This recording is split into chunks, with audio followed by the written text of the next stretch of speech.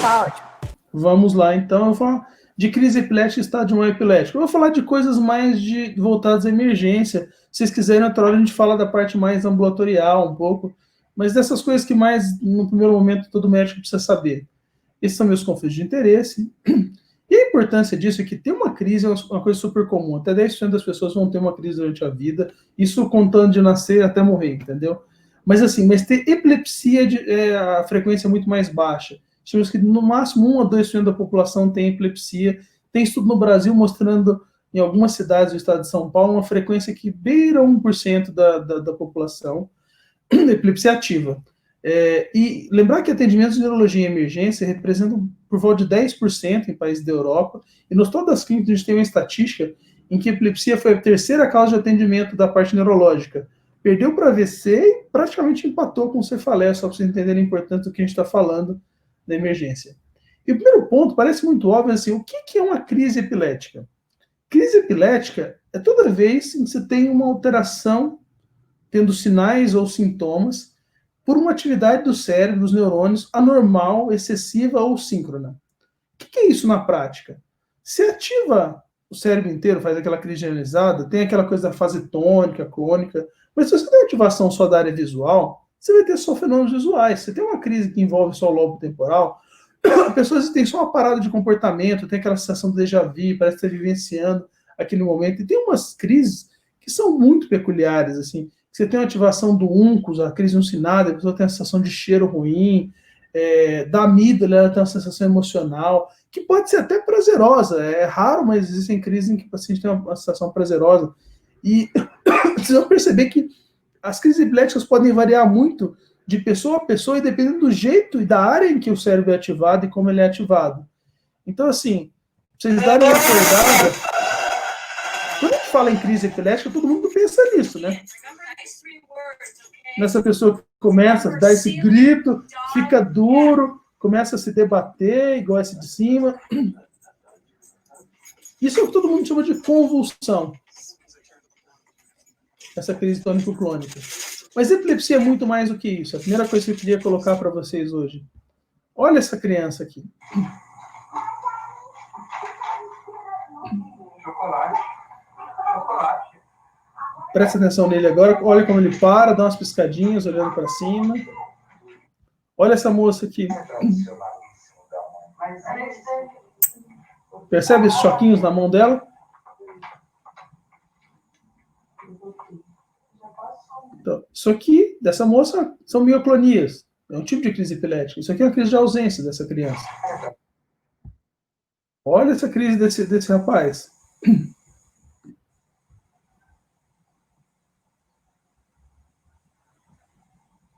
Sabe como ele fica estranho? A enfermeira já sacou que ele está esquisito.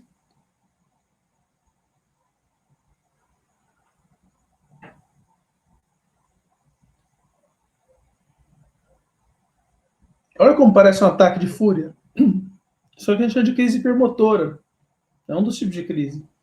Isso aí, para um leigo, vai achar que é possessão demoníaca, que é uma coisa psiquiátrica, vai pensar em várias outras coisas. E olha esse outro paciente, como é diferente aqui a crise. Vê que ele fica esquisito, muda a expressão facial, ele dá umas mastigadas, mexe, faz alguns automatismos orais que ele chama. E olha o padrão de movimento que ele faz. Isso a gente chama de automatismo, esses movimentos em que ele faz uma coisa que em teoria teria um propósito. Eu chamo essa crise de empinar a pipa, de estar levantando a pipa, entendeu? Isso é uma crise de lobo temporal. E essa aqui é uma das, acho que são das mais interessantes. Olha esse paciente.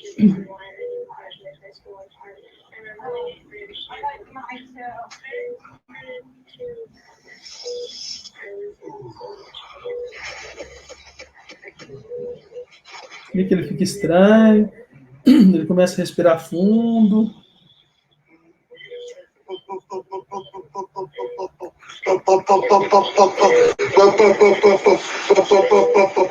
Percebe?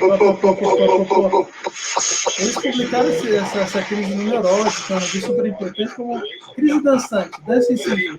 Ele começa a dançar na hora da crise. E essa crise acontece por conta dessa lesão aqui no lobo frontal dele. Vejam que interessante. E as crises não são exclusividade dos seres humanos. Olha aqui. Já tinham visto uma crise no gatinho? Olha, fica hipertonia, começa a ter abalos, tomias.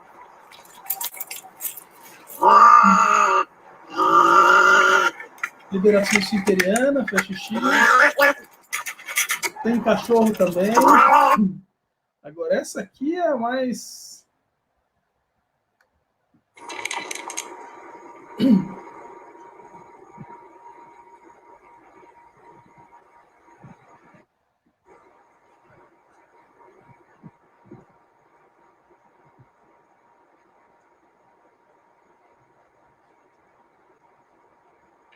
Já tinha visto uma cobra convulsionar?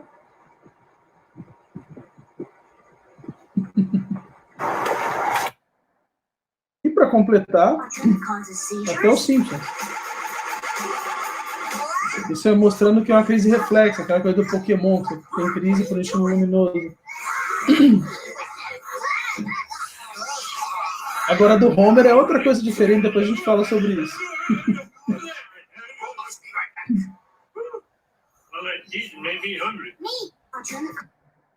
Então, a mensagem que eu queria colocar de crise epilética é que as crises podem ter manifestações muito diferentes e variadas. Depende da região cerebral e da forma com que elas propagam. Frequentemente é muito diferente do que o leigo descreve do que de fato é. Então, tomem cuidado. Às vezes a pessoa que está vendo uma crise fica tão assustada e ela descreve de um jeito tão esquisito a impressão dela, de uma forma que às vezes não é o que tem na prática. Então, hoje em dia, celular manda filmar quando a pessoa tem as crises de forma mais frequente, porque uma coisa é o que as pessoas contam, outra coisa é o que você vê quando tem um vídeo. E manter o diagnóstico no radar, pensar sempre em crise quando for eventos que acontecem de forma paroxística, ou seja, acontece, desaparece, e forem relativamente parecidos esses eventos, que é o que a gente chama de estereotipia. Mas a mensagem é que crise pode ser muito bizarra, vocês perceberam nisso, então tomem cuidado de achar que isso não é crise, que é psiquiatra, que é outra coisa e que às vezes crise é diferente. Mas qual que é a diferença entre uma crise epilética e ter epilepsia? Ter epilepsia, na verdade, é quando você tem uma doença cerebral que é caracterizada por essa predisposição a ter as crises de uma forma recorrente, entendeu? De voltar a ter crises. E existem consequências cognitivas, psicológicas e sociais. Você tem que ter pelo menos uma crise na vida para você chamar de epilepsia. Desde que você tem uma crise, tem um risco aumentado de voltar a ter outra. E, de forma prática, como é que você caracteriza isso? Se você tem duas crises com intervalo maior que 24 horas, você já pode chamar de epilepsia. Ou se você tem uma crise, você tem coisas que aumentam o risco de voltar a ter crise de uma forma significativa. Depois eu posso falar sobre isso. E é arbitrariamente definido como 60%. Em 10 anos, esse risco maior de voltar a ter crise. Na prática, 60% em 10 anos é o mesmo risco de quem já teve duas crises na vida, só para vocês entenderem. Ou ter o diagnóstico de uma síndrome epilética. Como é que a gente começa isso tudo? História clínica, caracterizar minuciosamente o evento, entrevistar quem viu a crise. Não adianta às vezes perguntar para o paciente tem a crise, ele apaga e não sabe de nada do que aconteceu. Como é que isso aconteceu? Se teve algum fator precipitante? Como é que foi depois da crise? Você tem que perguntar de forma muito, muito minuciosa. Tá, como é que foi o que aconteceu? Não, eu estava andando de bicicleta, aí tomei um tombaço, bati a cabeça para valer. Depois que eu bati a cabeça, eu tive a crise. Oh my fuck! He's having... Tem que perguntar antecedente, então, se teve trauma prévio, se tem um trauma recente ou antigo, se tem outras doenças, se tem neoplasia, se é imunossuprimido, usa medicação.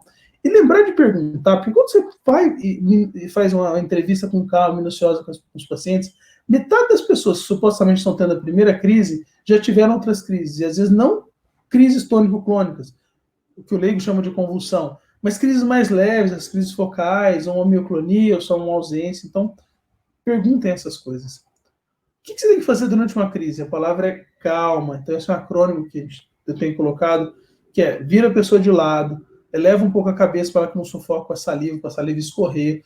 Não tenta segurar os braços e as pernas. Você não vai conseguir segurar e você pode ter que ele desloque, ele frature. Apoie a cabeça em algo macio, para não bater, porque ele fica tendo clonia, né? E não tente abrir a boca, e nem botar nada dentro da boca do paciente. Você vai se machucar se botar o dedo, ou vai quebrar os dentes dele, ou machucar a boca se tentar abrir. Afasta de objeto que possa machucar, localizar os objetos, retira óculos, afrouxa a roupa, olha para o relógio. Uma crise que dura mais de 5 minutos, a gente vai falar depois na parte de estado de mal, tem muita chance de não parar espontaneamente. Essa é a hora que com certeza tem que chamar o SAMU, ou se o paciente tiver tido algum trauma, algum ferimento, que é a questão de acompanhar a pessoa até que ela acorde, ver se ela teve ferimento, e se não tem história de crise prévia, isso pode ser uma coisa grave, tem que ir para o hospital. No exame, primeiro uma avaliação clínica, lembrar de olhar a parte cardiológica, um exame neurológico sucinto, eu não vou ficar falando muito, e aqui é só para aquela brincadeira de que às vezes o diagnóstico está na cara, que esse paciente tem uma síndrome, isso é esclerose tuberosa. Essa é uma sugestão de fluxograma na primeira crise, da estabilização inicial, lembrar daquelas coisas de glicemia, se você tiver dúvida da tiamina antes da glicose, o exame, fazer exames laboratoriais e investigação que eu vou discutir. Começa pedindo as tomografias, os 50 tons de cinza? Não, começa pedindo exame de sangue. É super importante afastar alterações metabólicas na primeira crise. Isso é a sugestão de algumas coisas. Pontos relevantes, lembrar de creatinina, do sódio e da glicemia, são coisas que muito frequentemente levam à crise. Qualquer alteração do exame de sangue pode causar crise? Não. Se a pessoa nunca teve crise, para ter uma primeira crise, em geral você precisa ter uma alteração importante, uma glicemia muito baixa, muito alta, um sódio muito baixo, um cálcio muito baixo, uma disfunção renal muito significativa. Ou seja, tem que ter muito alterado os exames para poder se considerar que isso é a causa. Olha que interessante esse paciente. Ele chegou no pronto-socorro e ficava tendo esses abalos no braço repetidos, as clonias. Isso o senhor está fazendo ou é sozinho?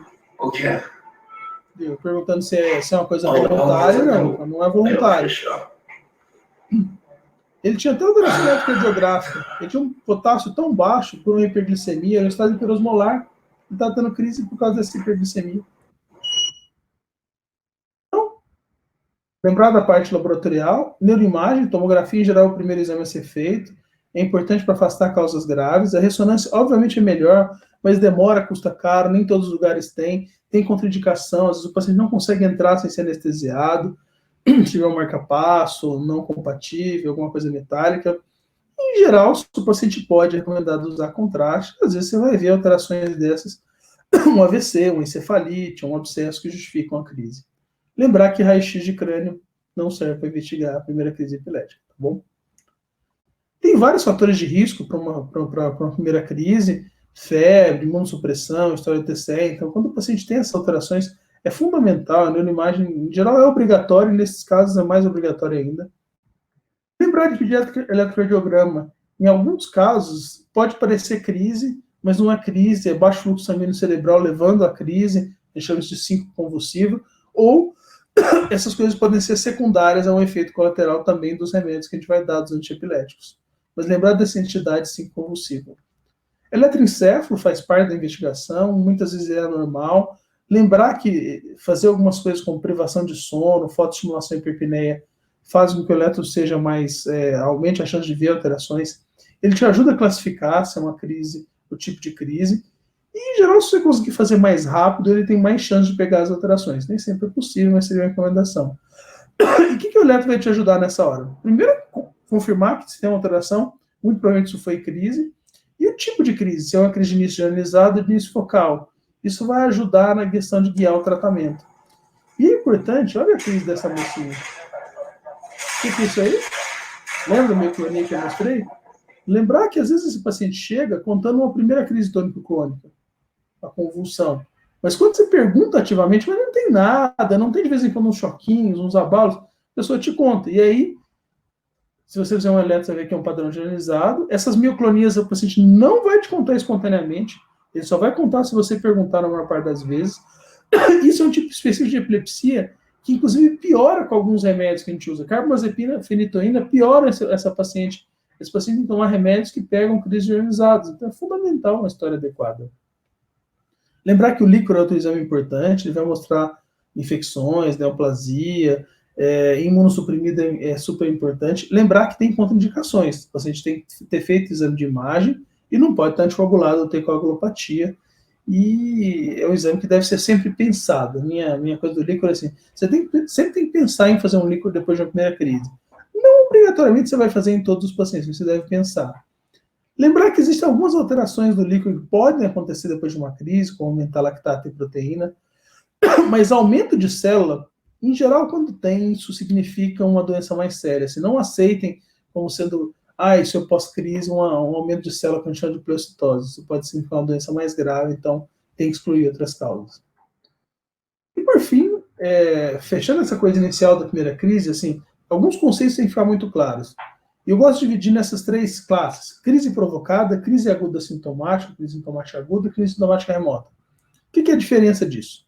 Crise provocada é aquela que acontece por um processo agudo ou sistêmico, aquela coisa da hiponatremia, da hipoglicemia, toxicidade por remédio, durante a sepse.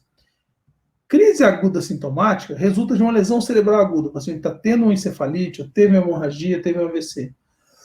E na crise sintomática remota, que o paciente tem uma crise, e aí quando você vai ver, ele tem história, você percebe na investigação que ele já tinha uma lesão cerebral prévia, já tinha um AVC prévio.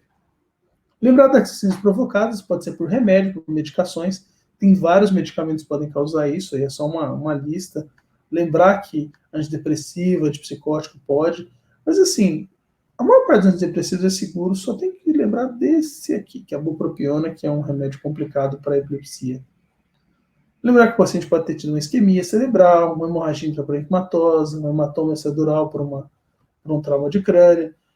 Pode ser uma crise remota sintomática, uma coisa antiga, uma sequela de um AVC, uma sequela de um trauma de crânio com lesão do frontal basal, ou uma quadro demencial, degenerativa, que é uma demência frontotemporal. Em alguns casos, é uma primeira crise, mas é a manifestação de uma síndrome epilética, em que o paciente tem um conjunto de sinais e sintomas de alteração de imagem, de eletroencefalo, que permite um diagnóstico. Aqui é uma esclerose de Pocan, e aqui é uma malformação que a gente chama de polimicrogiria. São giros bem pequenininhos, variados, que causam epilepsia geral de difícil controle. As 2 situações causam isso. Lembrar que o eletroencefalo ajuda muito nessa questão das síndromes epiléticas, tem um padrão muito específico das crises de ausência, das crises generalizadas da epilepsia mioclônica juvenil, das mioclonias. E acho que um ponto importante é, o que é isso aí? O que vocês acham que está acontecendo aí?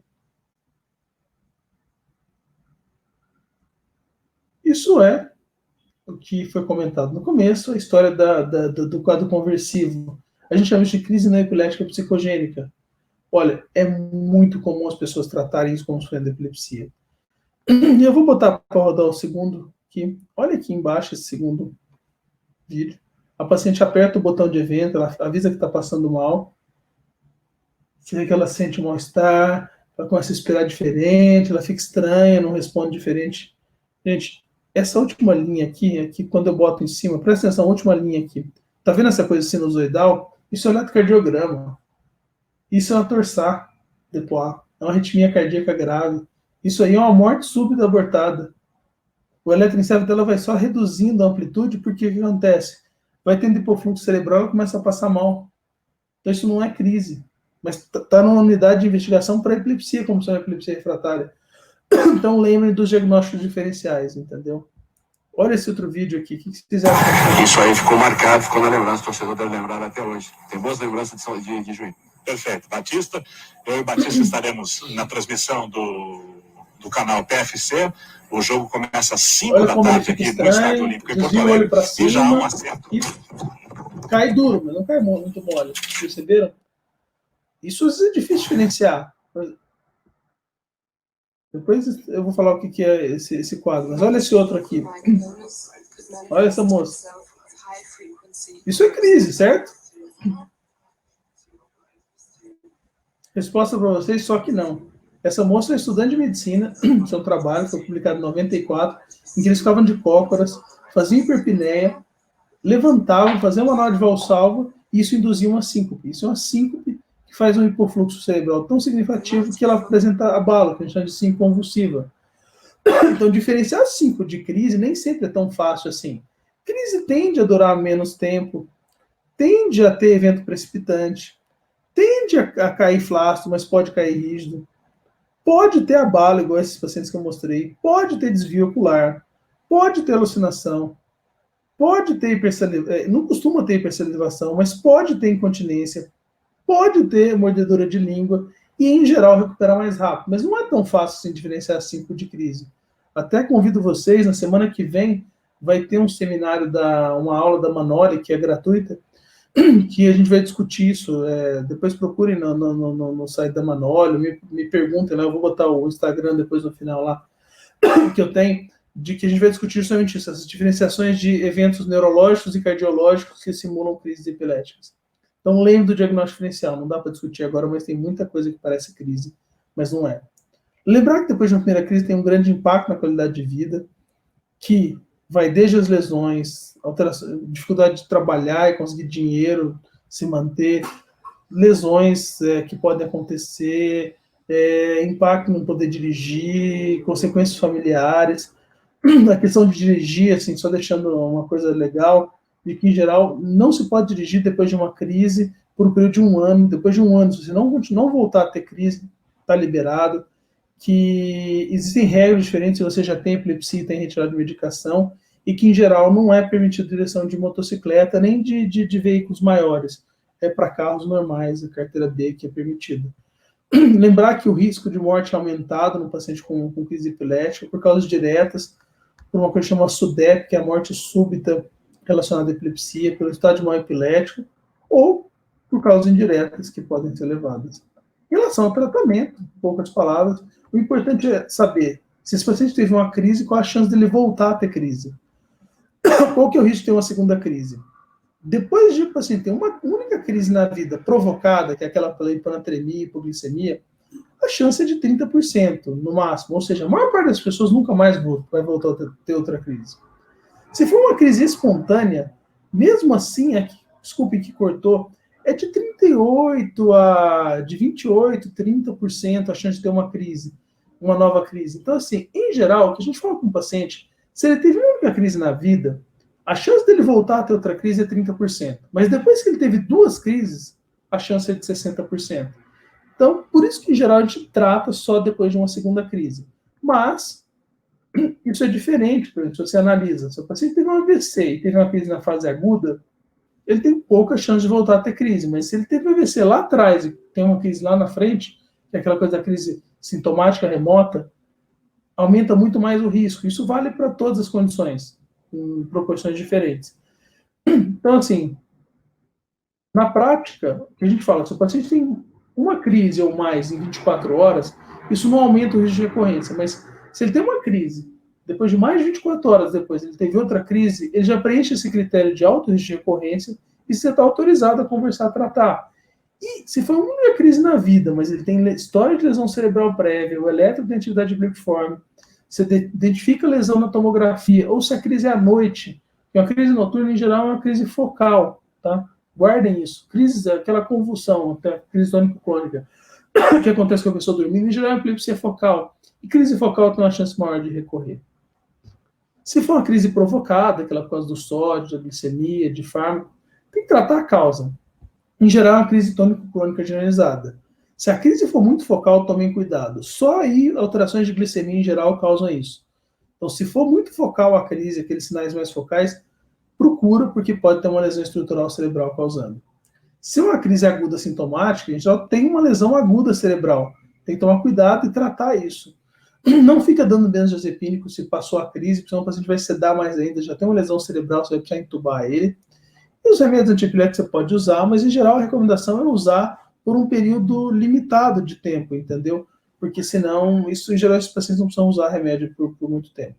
Uma coisa que sempre fala é a questão do arco reflexo da crise no pronto-socorro. O que é o arco reflexo? É uma coisa, você bate o martelinho, tem a contração. Chegou no pronto-socorro, teve crise, vamos dar dental. Cuidado, não é assim. Você tem que pensar no fármaco. Que tipo de crise que é? Focal generalizada? Em geral, você começa com um tratamento com um fármaco só. Em geral, você deve começar devagar, mas em alguns contextos você tem que começar rápido, porque o paciente está tendo muita crise. Você tem que dar o tratamento de um jeito fácil de tomar, 1 a 2 vezes por dia. Não dá para dar um remédio para tomar 3, 4 vezes por dia, a pessoa esquece. E tomar cuidado com interação e evento adverso. Na alta, lembrar que você tem que explicar questões de segurança no trabalho e em casa, restrição para direção, lembrar de fatores desencadeantes, questão de álcool, droga, balada, dormir mal, essa combinação não é boa. de quando tem que buscar ajuda médica, evitar atividade de risco, se o cara é surfista, se ele faz mergulho de água profunda e teve uma crise, cuidado. E lembrar de novo de falar daquela questão das orientações do que fazer durante uma crise. E aí, você ficou na dúvida se é crise ou não? Vamos tentar dar um remédio? Cuidado, gente. Na melhor das hipóteses, se a pessoa tem epilepsia, quando você dá a primeira medicação, só metade das pessoas vai responder. Então, assim, é meio quase que jogar uma moeda, sabe? Tentar dar um remédio, se eu der um remédio e ficar bom, quer dizer que é crise. Se não ficar bom, não é crise. Não é assim. Só metade das pessoas que têm epilepsia vai controlar as crises com o primeiro remédio. Então, tomem cuidado. Então, quais são as mensagens? E até pedir desculpa à organização, eu não consegui botar no formato, eu adorei o template que vocês fizeram, mas assim, eu já tinha muito dessa aula pronta, colocar no template foi super difícil, eu coloquei alguns slides, mas as mensagens eu fiz questão de colocar. Primeira coisa, lembrar se é uma crise epilética, investigar e pensar nos diferenciais. Se tem autos de ocorrência, isso é epilepsia, e aí você vai ter que discutir se deve ou não começar tratamento. Lembrar, isso é uma crise focal generalizada, isso tem implicação para o tratamento. E na hora de escolher o fármaco, é uma coisa muito ampla, depois se quiser a gente pode discutir isso nas perguntas, mas eu só queria reforçar que não é para ficar dando feritoína, que é o famoso Idantal para todo mundo. E lembrar de orientar o paciente. Os pacientes ficam muito ansiosos depois de uma primeira crise, é uma situação super complicada na vida deles, e vocês devem orientar, aconselhar adequadamente. Espero que o cérebro de vocês esteja aguentando depois de tanta aula, que eu queria falar um pouco mais sobre o estado de mal epilético.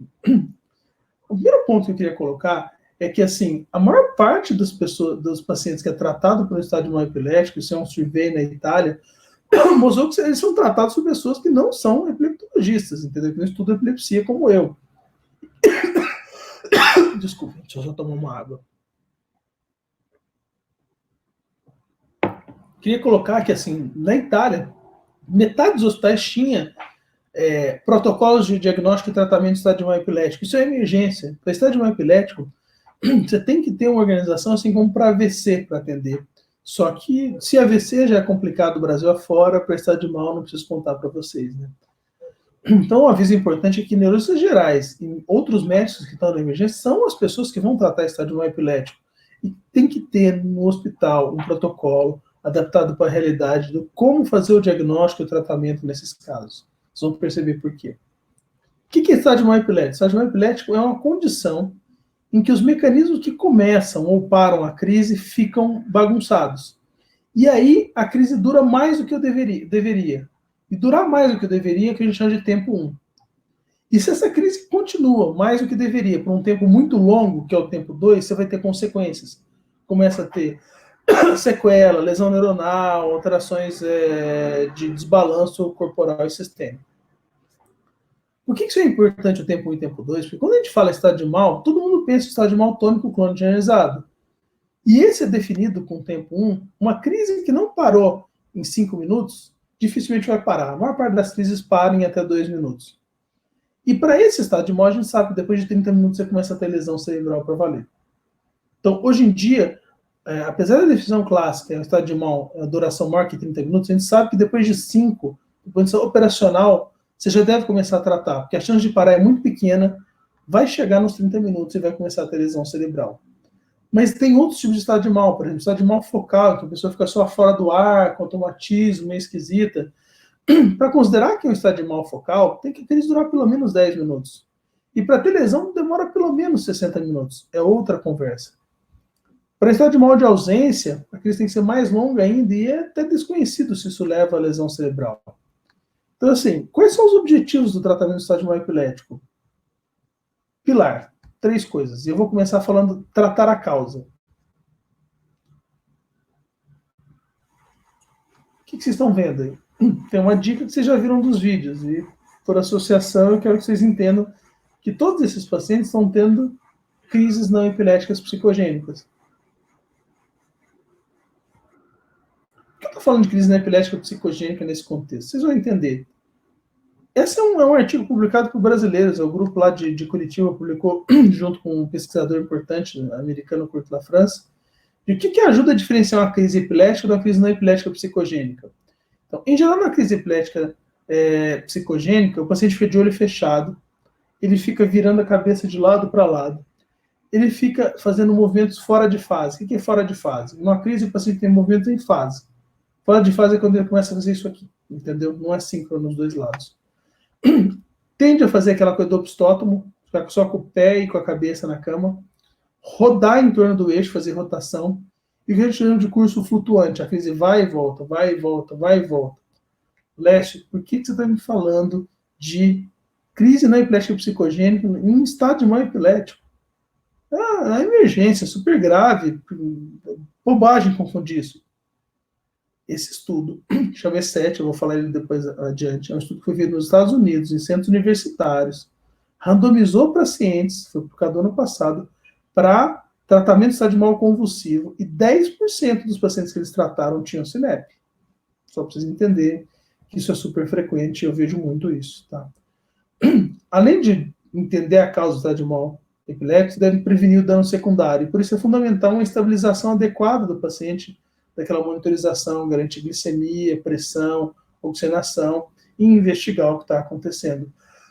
Lembrar que os mecanismos homeostáticos, depois de mais do que 30 minutos, começam a falhar, e por isso você começa a ter essa lesão cerebral, tá? Então, eu chamo de teoria do precipício. O estado de mal convulsivo é definido por mais do que 5 minutos, porque quando o cara começa a escorregar, e ele perde, e ele começa a cair, você precisa saber e ver ele esborrachado lá no precipício para saber que ele vai se machucar, ou na hora que ele soltou aqui, você já sabe que vai dar errado. Então, assim, vocês entenderam a analogia? Na hora que passou de 5 minutos, esse cara vai se esborrachar lá embaixo. Não precisa ficar esperando para poder tomar condutas e ir atrás de cuidar do paciente. Você deve tratar. Mas para estar de mal não convulsivo, guardem isso. É outra conversa, os tempos são diferentes, o jeito da abordagem é um pouco diferente. Não misturem essas duas coisas, que isso é um problema frequente. Então, terceiro pilar, você tem que parar as crises. Como é que para as crises? Porque o cérebro está lá pegando fogo, né? Tem um fluxograma que foi proposto em 2016, que eu continuo achando que é a melhor proposta, eu vou esmiuçar ele para vocês. O que é o primeiro tratamento para uma crise? Dar um benzodiazepínico. Qual benzodiazepínico? Sempre aparece midazolam, lorazepam, e o diazepam é sempre o último da lista, nem é citado na maior parte dos fluxogramas. Primeira coisa que eu queria colocar para vocês, não tem lorazepam no Brasil, tem diazepam endovenoso.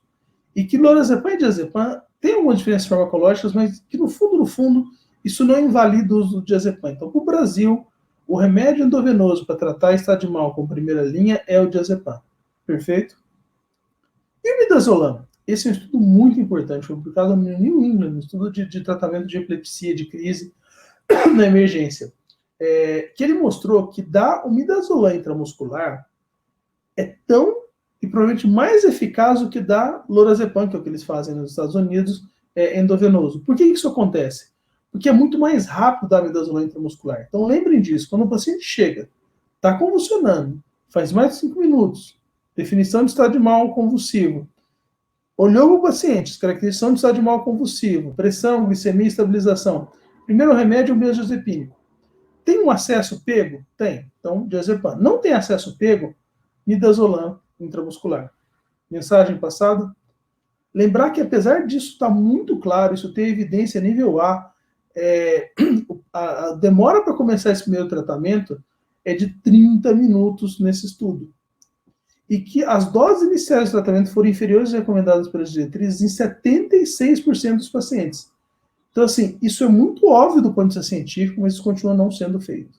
Tá? Então, por isso que é importante que vocês saibam disso. Segundo medicamento, quais são as sugestões? Então, você não para depois do benzodiazepínico. Fosfenitoína, ácido valproico endovenoso ou levetiracetam endovenoso. Problemas. Nós não temos nenhum dos três. Não tem fosfenitoína no Brasil, não tem ácido valproico, não tem levetiracetam endovenosos. No Brasil tem a fenitoína para fazer endovenosa. Então a pergunta é, vamos de fenitoína? Aquele estudo que eu comentei, o E7, comparou esses três fármacos com a peculiaridade de ter sido fosfenitoína. Pra vocês entenderem de forma mais breve, a fosfenitoína é uma prodroga que ela pode ser infundida mais rápido, então para o estado de mal seria mais interessante fazer mais rápido, mas aí tem um problema, depois que se infunde, ela tem que ser convertida, depois da infusão no corpo, em fenitoína. Em última análise, o tempo que você ganha infundindo mais rápido a fosfenitoína, você perde nessa conversão. Então, para o Brasil, a fenitoína não é tão problema em relação à fosfenitoína. E esse estudo dá uma certa tranquilidade, porque ele mostrou que a eficácia foi semelhante entre esses três medicamentos. Então, eles foram igualmente eficazes, mas controlaram metade dos pacientes com estado de mal convulsivo, e que não teve diferença de segurança. Então, em teoria, a fenitoína pode ser uma boa opção. Quando não para com a fenitoína, que isso pode acontecer em uma proporção razoável, a droga de eleição em geral, a midazolam, do que a gente tem de evidência mais eficaz. O tiopental, apesar de ser uma droga interessante, ela está associada a uma mortalidade, então o midazolam tem menos mortalidade. Então, em geral, fármaco de terceira linha de eleição é midazolam, em bomba de difusão contínua. Sobre o estado de mal não convulsivo, lembrar que aquele paciente que não está tendo aqueles abalos muito claros, e que pode estar só confuso, com alteração de fala, ou tendo as mioclonias, comportamento esquisito, alucinações, ou alterações da motricidade ocular. Por que eu mostrei isso aqui? Porque essa parte de cima é a parte que vocês veem, as crises clínicas. Tem um monte de coisa que vocês não conseguem ver. Então, tem o que você enxerga, e tem uma coisa que vocês não enxergam se você não fizer monitorização, se não fizer eletroencefalo. Então, esse é um problema em estado de mal. Porque, assim, estado de mal convulsivo, você não precisa de eletroencefalo. O cara chegou convulsionando, você olhou a crise, não adianta colar o eletroencefalo, porque não dá nem para ver nada por causa dos artefatos musculares. Mas lembre-se, depois que você deu o remédio, a maior parte dos pacientes em estado de mal convulsivo vai parar. Completamente. Só que metade deles vai continuar tendo crise no eletroencefalograma. E tem os não convulsivos que você consegue só fazer o diagnóstico do eletroencefalograma. Então, é fundamental o TEG, principalmente no paciente que está na UTI, depois que tratou o estado de mal, ou que está com alteração, e que a crise é uma possibilidade, ou que teve crise antes e depois não acordou direito. O problema é que a maior parte dos hospitais brasileiros, inclusive os universitários, não tem. Depois vocês me falam se vocês têm no hospital universitário de vocês EG contínuo para ser feito em UTI de forma rotineira, pode fazer à noite, final de semana, como a gente faz as outras coisas. Então aqui é como se você pilotasse o avião sem radar. Tratar estado de mal sem eletroencefalo é super complicado. Então, sério, mas é isso que acontece. Indo para o final, como é que eu trato estado de mal convulsivo? Já as pessoas me dá a receita de bolo. O que eu tenho que fazer? Vamos lá. Estado de mal convulsivo. Chegou. Durou mais que 5 minutos? Isso pode fazer lesão cerebral. Então vai ficar parado esperando. Combinado? Vamos lá, monitorizar o paciente, ver a glicemia, colher os exames de laboratório. Vamos começar a tratar. Como é que a gente trata? Primeira linha, lembra, benzodiazepínico, midazolam intramuscular. Se tem mais que 40 quilos, 10 miligramas. Se tem entre 13 a 40, 5 miligramas. Em geral, recomendado repetir uma vez. Nesse meio do caminho, você vai ter que pegar o acesso. Se já tiver acesso, você pode fazer diazepam. Diazepam para adulto, dose de 10 miligramas. Se for criança ou pessoa com peso menor, você vai fazer essa dose de miligrama por quilo. E pode repetir 2 vezes. Fez o benzo, continua convulsionando. Fenitoína é o que a gente tem para fazer endovenoso. As ampolas têm 250 miligramas. Não é 3 ampolas, 4 ampolas, 20 miligramas por quilo. Naquele estudo E7, eles setaram a dose máxima como 1.500, talvez seja uma sugestão de que provavelmente você não precisa passar disso, mas não fiquem dando subdoses, entendeu? Fazendo menos do que isso em estado de mal convulsivo. Lembrar que você só pode diluir em soro fisiológico, precipita se for em soro glicosado, que tem velocidade de infusão. Você não pode ter fenitoína mais do que 50 miligramas por minuto, porque senão dá hipotensão, pode dar arritmia cardíaca, que você tem que monitorizar. Você tem que levar o paciente para uma sala que ele possa ser monitorizado, a frequência e a pressão arterial. E se ele for cardiopata ou for idoso, a sugestão é que você reduza a velocidade de infusão, que infunde em um tempo maior, fazendo a 20 miligramas por minuto, tá bom? E o estado de mal não convulsivo, olha, esse aí são tantas receitas de bolo, que são esses bolos diferentes, aí tem até o bolo cérebro aqui, que para essa aula não vai dar, isso é motivo para outra conversa. Então, como conclusões finais, assim, no paciente com crise epilética, muita atenção para o diagnóstico, vocês têm que investigar, pensar no diagnóstico diferencial. No estado de mal epilético, lembrar que o tempo é super importante, mas tempo é importante, mas tem que ter segurança do diagnóstico para não tratar as coisas erradas. Lembrar que os benzodiazepínicos são a primeira linha, então lembrem de fazer. Que fenitoína é a medicação disponível e ela é eficaz, é o que a gente tem no nosso meio, mas que, assim, também não vai dar para ficar falando sobre isso, outras opções seriam muito importantes. E que estado de mal não convulsivo é um outro capítulo que deve ser pensado à parte, e eu acabei não abordando por questão do tempo aqui. É isso que eu tenho para falar para vocês. Convido vocês a curtirem esse perfil do Instagram, que é um perfil que é meu, junto com outros colegas que trabalham com epilepsia, chama DR Epilepsia, Doutor Epilepsia, te botam algumas coisas legais, vão lá, dê uma curtida, acompanhem, eu vou adorar, e tá aí meu e-mail, depois, o que a gente não conseguir responder de dúvida, se vocês quiserem, para entrar em contato. E era isso que eu tinha para falar, eu vou parar o compartilhamento aqui de tela. Sim. Foi, e estamos aqui. E estou aberto para as perguntas, podem... Perfeito, doutor Lécio. Muito obrigado pela excelente aula, por disponibilizar seu tempo para estar aqui com a gente, desmistificando um pouco a epilepsia.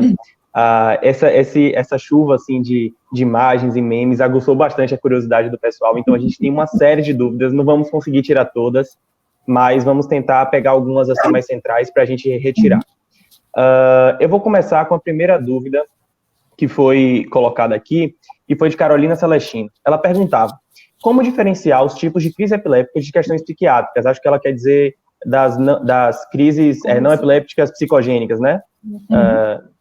Então, vamos lá. A semiologia, né, assim, aquilo que eu descrevi, assim, um padrão de crise, é que, assim, você precisa saber como é uma crise para saber o que não é o que parece uma crise. Então, às vezes é difícil para quem não está acostumado a ver isso.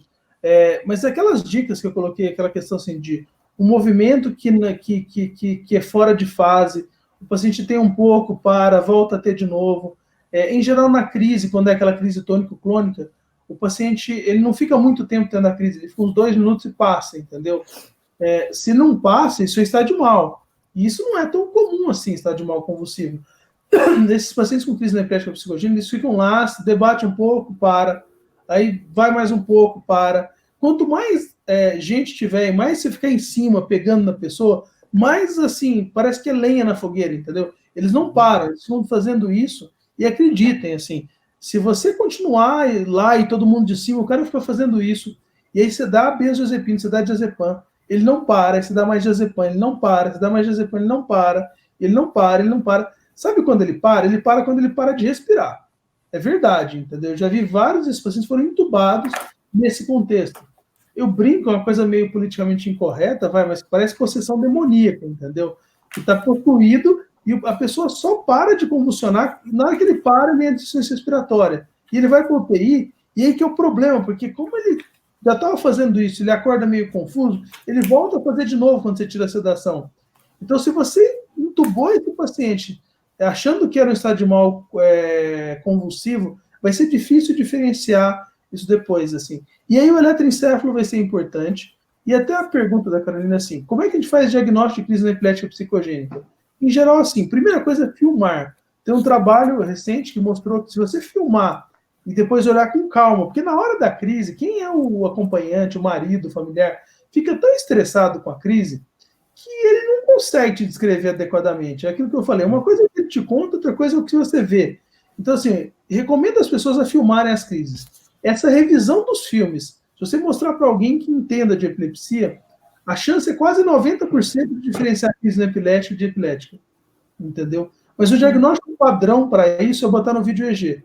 Você interna o paciente, tira os remédios, filma e grava o eletroencefalo concomitante. Mas vou dizer para vocês que mesmo em vídeo EG, tem alguns casos que dá trabalho. Essa semana mesmo a gente estava vendo uma menina que eu achei que era crise, e o psiquiatra que está vendo ela, que é um psiquiatra super experiente nessa área, acha que é não epilética psicogênica, e a gente está fazendo alguns exames até mais complexos para tentar diferenciar as coisas, assim. Simplesmente a gente não sabe, por enquanto, se é crise ou não é crise, mesmo olhando para o eletroencefalo. Porque uma coisa que, assim, é difícil explicar para vocês, assim, algumas crises não têm alteração no eletroencefalo durante a crise. Tá? Quando você tem uma crise que começa numa área muito profunda do cérebro, nas partes mais basais, na ínsula, que é mais profundo, um lobo mais profundo, e ela é muito localizada, a crise, você não pega nos eletrodos de superfície, que é o que a gente faz habitualmente. Mas se você fizer uma neurocirurgia, você botar um eletrodo dentro do cérebro, naquela área, ou próximo da área, você consegue captar a crise. Então o negócio é muito mais complicado até de colocar, mas acho que é importante saber que existe a possibilidade e ter essa dúvida.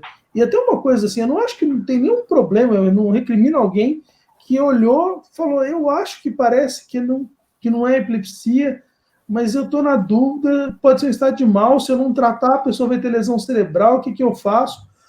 E ela foi lá e tratou. Mas assim, se você fez isso, mas você tinha dúvida, e você deixa claro que você tinha dúvida, vai ficar mais fácil para quem vem depois saber que você tratou, mas você tinha dúvida. E de continuar mantendo esse nível de suspeita para não ficar fazendo um tratamento excessivo, entendeu? De procurar adequadamente. E filmar, porque às vezes você não tem experiência para isso, mas depois você mostra para alguém do teu hospital, um especialista da área, compartilha isso. Isso é super comum. Às vezes eu sou chamado na sala de emergência das clínicas para ver se a paciente tem estado de mal, está tendo crise, e aí eu chego lá, vocês filmaram? E agora vocês nem são mais espertos, eles filmam. Lógico que tem a questão do consentimento, da privacidade, tem que lembrar de todas essas coisas, mas isso ajuda muito. Eu olho o filme e falo, isso aqui não é crise. E aí, às vezes, eu vou e a gente faz umas coisas de indução, ou fica de olho, e às vezes só de ficar do lado e perguntar, e aí, tá tendo crise quando é esse contexto? A pessoa começa a ter crise na sua frente, entendeu? Eles são muito suscetíveis à indução. E aí você faz o diagnóstico e você evita fazer uma iatrogenia com o paciente. Pronto. Muito interessante. A próxima pergunta é de Jéssica Letícia. Como os medicamentos, a exemplo da carbamazepina, atuam na prevenção das crises? Eu acho que ela quis dizer quais são os mecanismos de ação dos fármacos antiepilépticos. Então, vamos lá. Primeira coisa, assim, é que isso deve sair nos próximos meses, vocês vão ver isso mais em evidência, de que a gente vai trocar o nome. A primeira coisa, a gente não fala droga antiepilética em geral, porque droga dá o contexto de droga, entendeu? Não um medicamento. Aí tem a discussão entre medicamento e fármaco antiepilético. Quem é mais purista acha que é melhor falar fármaco do que medicamento. E agora a tendência é chamar fármaco antiepilético é uma coisa, fármaco anticrise é outra coisa. O que é a diferença? Quando a gente dá os fármacos, eles não são antiepiléticos, eles não previnem a epilepsia. Eles não modificam a história natural da doença. Não adianta, tem uma lesão cerebral, aí você dá uma carbamazepina para o paciente, você evita que ele desenvolva epilepsia. Você não evita que ele desenvolva epilepsia. Você trata naquele paciente que ele fez uma lesão cerebral e que ele desenvolveu um circuito anormal e a partir daí ele passa a ter predisposição. Então o que ele faz, ele controla as crises, ele previne que a crise aconteça e aí por vários mecanismos. Assim, a maior parte dos fármacos que a gente usa age na membrana celular, lembra da bicamada lipídica, canal de sódio, eles são bloqueadores do canal de sódio, impedindo a hiperestabilidade da membrana. Uhum. Tem outros fármacos que são gabaérgicos, que atuam na transição gabaérgica, e aumentam a transição gabaérgica, que é inibitória. Tem outros que atuam nos canais de cálcio, também isso ajuda na modulação de membrana. Quem faz isso é a pregabalina, a gabapentina. Tem outros que atuam na vesícula sináptica 2A, que é o levetiracetam, que é o remédio mais novo do Brasil, que o que ele faz, ele impede a degranulação, o mecanismo de exocitose do glutamato na fenda pré-sináptica. Então ele também modula essa transmissão da excitabilidade. Que mais? Tem o perampanel, que atua no canal AMPA, que é o receptor do glutamato, que é excitatório. E aí vai. Senão eu vou falar muitos fármacos, acho que foram os mais importantes. Então, assim, os fármacos que a gente usa não são fármacos antiepiléticos, em última análise, eles são fármacos anticrise. Então, até da pergunta que ela colocou, então eles não vão atuar na prevenção. Nenhum remédio previne epilepsia. Essa é uma mensagem importante. O que eles fazem, eles controlam as crises. Então, a gente vai passar a chamar esses remédios de fármacos ou medicamentos. Esse é um debate que eu posso adiantar que a gente já está tendo, entendeu? Tem uma comissão na Liga Brasileira de Epilepsia que já está estudando isso para qual vai ser o termo mais adequado. E eu sei porque eu faço parte da comissão, por isso que eu estou adiantando para vocês. Eu acho que vai ser fármaco anticrise e vai chamar fármaco antiepilético os medicamentos ou fármacos que atuam na fisiopatogenia da epilepsia. E aí tem um fármaco que eu chamo everolimus, que ele age ele é até um quimioterápico, entendeu? Ele age na via do mTOR, que é uma via da multiplicação celular, e isso está alterado na esclerose tuberosa. Então, o everolimus, que em teoria é um medicamento quimioterápico, ele vai agir nessa via do mTOR, que é onde tem a mutação que causa a esclerose tuberosa, e ele vai atuar não só impedindo a parte tumoral, porque se vocês têm mais risco de tumor, mas ele age reduzindo as crises, é super interessante. Então, esse é realmente um fármaco antiepilético.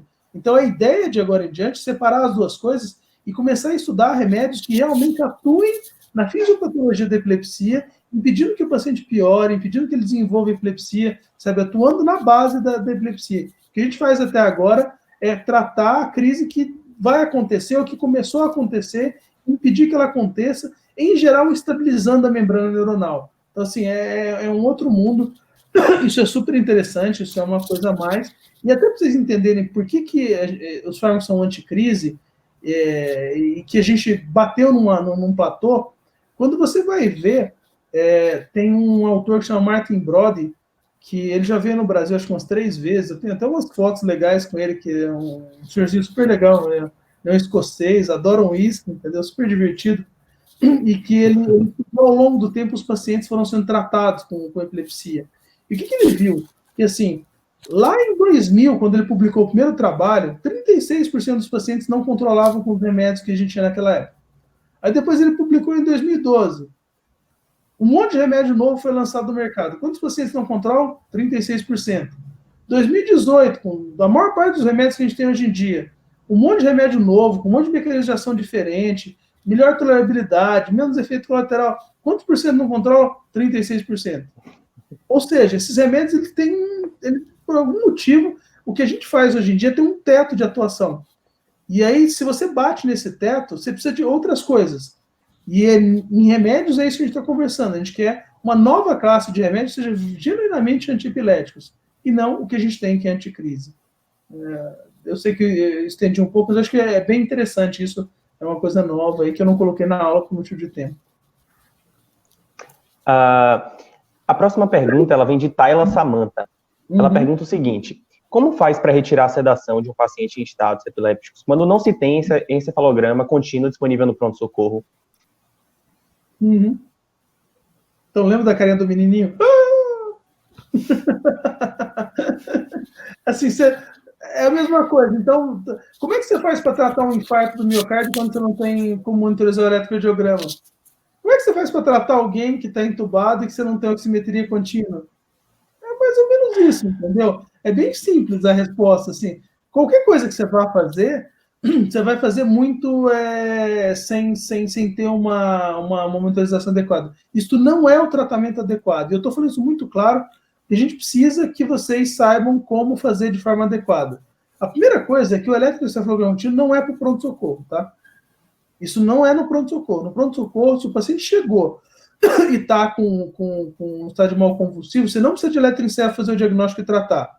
A questão é que depois que ele parou de ter crise, aí você precisa fazer o eletro para ver se ele realmente parou. Ele pode ter parado de ter a alteração motora e o eletroencefalo continua lá em crise, entendeu?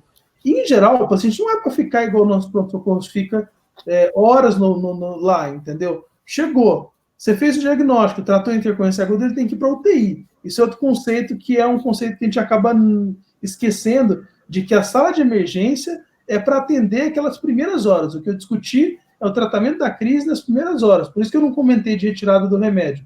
Mas vamos lá, a gente sabe que nos hospitais do Brasil é muito comum que o paciente fique no pronto-socorro. Você induziu o coma com midazolam, que acho que é esse contexto que ela está colocando, e aí você tem que deixar pelo menos 24 horas em coma induzido com midazolam. Só que aí, em algum momento, você tem que fazer eletroencefalo, porque o fato do paciente não estar tendo nenhum sinal clínico e você ter dado midazolam não quer dizer que o estado de mal parou. É super comum em estado de mal convulsivo, ele para de ter uma sensação clínica, metade das vezes isso acontece. Às vezes ele está com midazolam, eu brinco que é aquele cheirinho de midazolam, aquele pouquinho, que é só para o paciente não brigar com o ventilador, mas o estado de mal continua e ele trata a consciência do médico, entendeu? Porque o médico acha que está fazendo alguma coisa, mas não está fazendo. Quando você bota o eletroencefalo, continua em crise. Então, na pior das hipóteses, deveria ter um eletroencefalo que fosse mais curto, mas ele ser dado com midazolam para confirmar que saiu do estado de mal. Saiu do estado de mal, a recomendação é reduzir em 25% a cada 6 horas, ou seja, retirar ao longo de outras 24 horas, e aí ver se o paciente acorda, mas, assim, de novo, seria importante ter o eletroencefalo para saber se isso está realmente dando certo. Assim, qualquer outra coisa que você esteja fazendo, e não que a gente não faça isso até no Hospital das Clínicas. Eu deixei bem claro para vocês, não tem EEG contínuo no Hospital das Clínicas da Faculdade de Medicina da Universidade de São Paulo, tá bom? Não tem. Eu já enchi o saco do chefe, do Ricardo Nitrini, isso é muito claro, a gente já teve trocentas reuniões, depende não só da neurologia, depende da direção do hospital, mas depende de vocês, que estão aí, que vão ser os próximos médicos, de entender que, assim, tem coisas que são necessárias. Mais claro que ficou nessa crise do coronavírus, agora da Covid, de que nosso sistema de saúde precisa de melhorar muito, assim, tem suas virtudes, mas precisa melhorar muito, que isso faz parte da necessidade do tratamento de uma coisa que é comum na neurologia. Pronto, para finalizar esse momento de dúvidas, a última pergunta, de Lorena Zacarias. Mulher amamentando que faz uso de antiepiléptico, mas sem controle de crise, como é que a gente procede? Então, assim, a primeira coisa é que tem que orientar bem a questão da amamentação, que pode amamentar. A primeira dúvida é, quem está tomando remédio não pode amamentar? Pode. Primeira coisa é o seguinte, quando a mulher estava gestante, a passagem do medicamento para o feto é muito maior transplacentária do que pelo leite. Não sei se vocês sabiam disso. Para a maior parte dos fármacos, a passagem pelo leite é muito pequena. E é muito menor do que o menino tomou, o feto, e agora o recém-nascido tomou durante toda a gestação. Então, a primeira resposta é que mãe que tem epilepsia, que tomou remédio durante toda a gravidez, pode continuar, pode amamentar depois. Algumas crianças fazem sedação ou tem algum efeito colateral. Então, em casos específicos, você vai ver que o bebê não está ficando bem na amamentação, aí você vai ter que suspender ou tomar alguma condição. A única exceção é assim, se a mãe não tomava o remédio e começa a tomar depois que teve o parto, porque aí o bebê não tomava o remédio, não recebia pela placenta. Aí é outra conversa. Tem estudo, inclusive, que mostra que o QI das crianças, de mães que amamentaram, que têm epilepsia e amamentaram, é maior do que o QI das crianças que não foram amamentadas, tá bom? Então, assim, não só deve, como isso é bom para a criança. Mas tem uma questão de segurança. Aí depende do tipo de crise. A mãe está lá dando banho no bebê. Tem uma crise, ela sai fora do ar, deixa o menino afogar na banheira. Deixa ele cair. Então, assim, vai ter que ter um bom papo, uma boa orientação, de que não deve privar a mãe do contato com o bebê, mas a gente vai precisar fazer isso com supervisão. De alguém ajudando ela, alguém ficando de olho. Para não botar o bebê em risco, se ela tiver uma crise de cair, rolar sobre o bebê, entendeu? Isso depende do tipo de crise da pessoa, da frequência, mas tem que ter uma orientação muito clara para a segurança dela e do bebê. Mas assim, mas isso não quer dizer que ela não possa amamentar. Em geral, a recomendação é que deva amamentar, entendeu? Perguntas. Eu tô aí, se vocês quiserem, a gente pode ir mais um pouco. Vocês que mandam aí no tempo aí. Pela gente, a gente ficava a noite toda até madrugada, né? Mas como o tempo... Sabe? Até agora, quantos sobreviveram até o momento? Tem bastante gente ainda. Tá Temos bom. quase 400 ainda na live. Tá bom, tá. Acho que tem bastante gente, né? Acho que vocês estão com bom sucesso aí. Querem fazer mais? Ou querem encerrar? Já deu 9 e tanto já. Eu acho que pelo horário que a gente tinha programado, o ideal é que a gente finalize, mas, enfim, ficaram uma série de dúvidas, essa retirada de dúvidas caberia em mais horas aqui, realmente. Gostaria de agradecer muito. Também seus agradecimentos. Tá. Fale. Eu dei uma olhada rápida aqui nas perguntas, alguém colocou canabidiol, que sempre vem essa história do canabidiol, entendeu? Se quiser entrar na controvérsia. Canabidiol funciona para sindilenas gastois e de Dravet. Para as outras, e para algumas crianças com aquelas epilepsias graves. Para todos os outros pacientes com epilepsia, isso ainda carece de evidência científica. Tá? Então, não é para usar sozinho. Então, assim, você tem que entender que canabidiol é um remédio, é um fármaco antiepilético agora.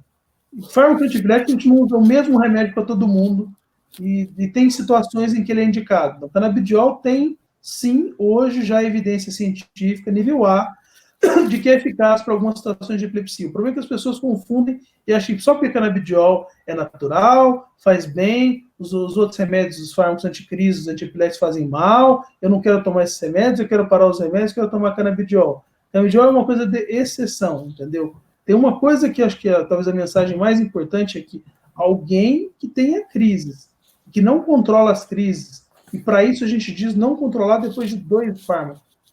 Isso quer dizer que a pessoa é refratária, que a gente chama de fármaco resistente ao tratamento, e essa pessoa tem que ser avaliada para a possibilidade de cirurgia de epilepsia.